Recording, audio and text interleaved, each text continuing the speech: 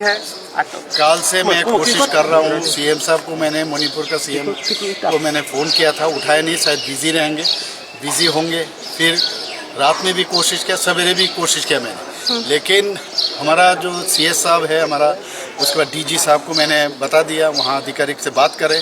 और वहाँ जो हमारा स्टूडेंट्स है करीब करीब 150 है, मेडिकल कॉलेज, डेंटल कॉलेज और एग्रीकल्चर इस तरह, और 24/7 एक हेल्पलाइन भी खुले।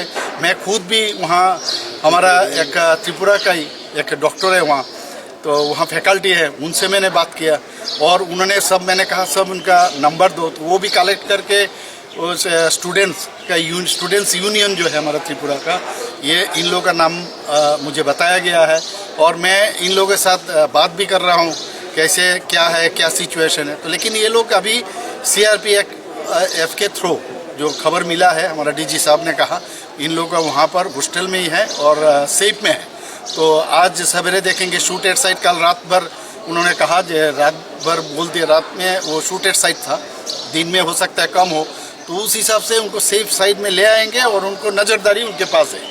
तो ये जल्दीबाजी नहीं होना चाहिए, और लेकिन हमारा तरफ से उन्होंने कहा कि हम जल्दीबाजी नहीं करेंगे और उनको इवैक्यूएशन का सवाल हो तो वो भी हम लोग करेंगे।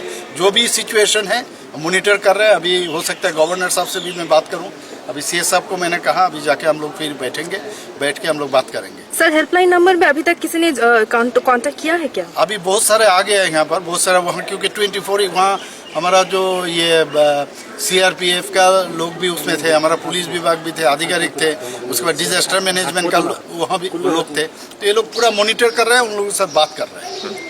Sir, what do you think कि मणिपुर गवर्नमेंट को अभी क्या करना चाहिए फॉर द सेफ्टी? तो मणिपुर गवर्नमेंट, हमारा आज पेपर में, न्यूज़पेपर में मैंने देखा ऑलरेडी, हमारा माननीय गृह मंत्री जी से भी बात हो चुका है, तो जरूर उसमें जो भी करना है वो तो करेंगे, उसमें कोई दिक्कत नहीं होना चाहिए। और मेरे ख्याल से मणिपुर का सिचुएशन धीरे धीरे ठीक होना चाहिए। স্যার, পুরনো এমার্জেন্সিগুলো কি করা হবে? এগুলোকে নতুন তারা এসে পড়েছে, পুরনোগুলো কি করা হবে?